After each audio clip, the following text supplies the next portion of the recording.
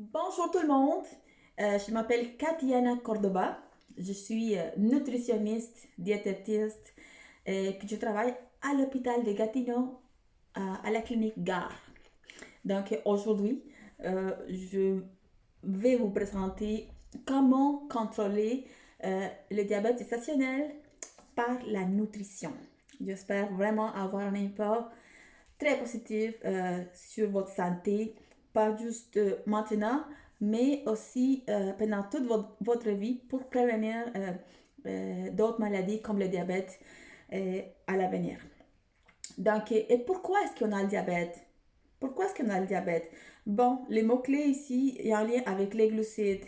C'est une des raisons les plus courantes. C'est la consommation élevée des glucides. Hmm? Donc, je veux vous expliquer un peu comment ça marche et pourquoi est-ce que ça arrive.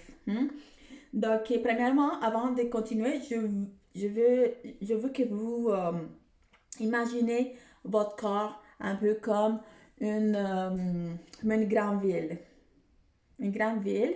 Et puis, ces corps-là, il y a des autoroutes, des petites rues, de toutes sortes, que c'est notre veine, nos artères. Hmm?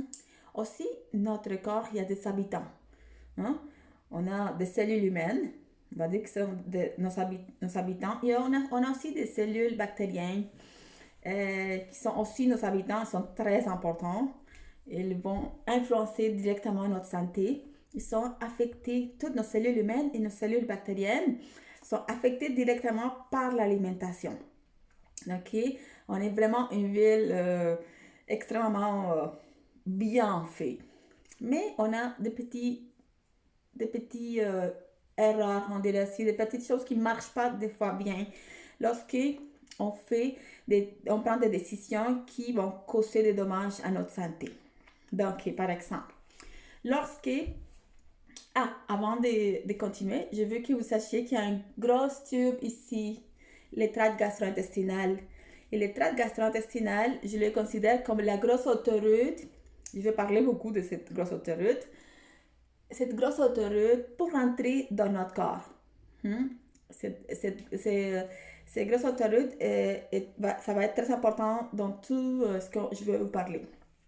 Donc, lorsque on mange beaucoup de glucides, pas juste une fois, mais au fur et à mesure pendant notre vie, depuis que, même lorsqu'on était dans les ventres de notre mère, elle consommait probablement, je sais pas, peut-être beaucoup de glucides, hein, comme toute la société, pas juste vous, moi, tout le monde. C'est comme ça qu'on vit dans la société, c'est ça la vie d'aujourd'hui. Ça ne veut pas dire que c'est positif, c'est juste comme ça. Donc, lorsqu'on consomme comme ça, depuis qu'on est dans les ventres de notre mère, on est puis on nous donne des sucreries, des jus, parce qu'on nous a dit que boire du jus c'était bon, mais c'était plein de sucre. Ou du yogourt c'était bon. C'est bon, c'est juste, on en ajoute plein de sucre. Et puis on mangeait plein de biscuits, de pain, de pâtes, de riz, des grosses quantités. Qu'est-ce qui arrive? Ces glucides-là, ils deviennent du sucre dans notre organisme, dans notre corps. Okay? Ils passent par cette grosse autoroute. Ils vont être absorbés à l'intestin. Ils passent au sang. Les sucres, ils montent. Et qu'est-ce qui se passe? Il y en a le cerveau, il communique avec les pancréas par téléphone, on va dire. Et puis il va dire, on va produire de l'insuline. L'insuline, il sort. L'insuline est une hormone. Et sa fonction principale, c'est d'aller dans ces camions, dans les autoroutes, qui sont les artères et veines. Il va prendre les sucres et puis va les aller dans les cellules. Et puis donner de l'énergie. C'est comme le sucre, c'est comme l'essence pour une auto. Mais le sucre, c'est l'essence pour nous, pour nos cellules, pour finalement pouvoir fonctionner. Donc, ça arrive, c'est normal, c'est parfait, l'insuline est bonne. Mais, qu'est-ce qui se passe?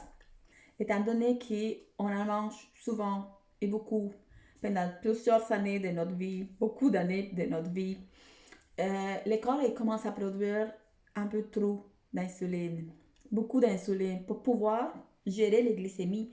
Parce que si elle ne met pas ce sucre-là dans les cellules, mais le sucre va rester dans le sang. Donc, on se pique, oh, mon sucre est élevé parce que le sucre est là. Donc, l'insuline, il faut qu'il produise beaucoup d'insuline. Mais, il y a un moment donné, les cellules, ils commencent à dire, wow, il y a un problème, c'est trop d'insuline, ils commencent à résister l'insuline. Et puis, je ne sais pas si vous avez entendu ces mots, ces concepts, résistance à l'insuline. Ok, les cellules, elles résistent l'insuline. Il ne veut plus l'utiliser, mais pas toutes les cellules. Il y en a, oui, il y en a des petites résistances, il y a des grosses résistances. Lorsqu'il y a une grosse résistance, mais les gens sont diabétiques. Lorsqu'il y a une petite résistance, mais ça commence, un prédiabète ou une intolérance aux glucides. Donc, on les voit parce qu'on commence à gagner de poids souvent lorsqu'on a beaucoup d'insuline. Donc, qu'est-ce qui se passe quand on tombe enceinte? Si on avait déjà une petite résistance ou une grosse résistance, on ne sait pas, avant la grossesse, le placenta qui est à côté du bébé, il produit des hormones qui vont augmenter la résistance à l'insuline. Et puis là, c'est pire. Et puis, on devient diabétique pendant la grossesse. C'est pour ça qu'on dit qu'après la grossesse, mais vous n'allez pas avoir, probablement pas avoir du diabète. On ne peut pas le prévoir. Mais probablement, vous allez pas l'avoir. Mais il y a déjà un risque de diabète après la grossesse, peut-être à 5 ans, à 10 ans, à 15 ans, on ne sait pas. Ok? Ça serait idéal si vous continuez avec une alimentation comme je vais vous montrer aujourd'hui avec toutes ces vidéos. Ok, on va voir des clips autour de 5-7 minutes. Et puis, je vous invite à regarder chaque vidéo. Est très important. Je vais essayer de pas aller trop long. Mais si vous avez des questions, posez les questions. Je vais être là. Vous pourrez m'appeler par téléphone. Je vais être là pour vous répondre à toutes les questions que vous allez avoir.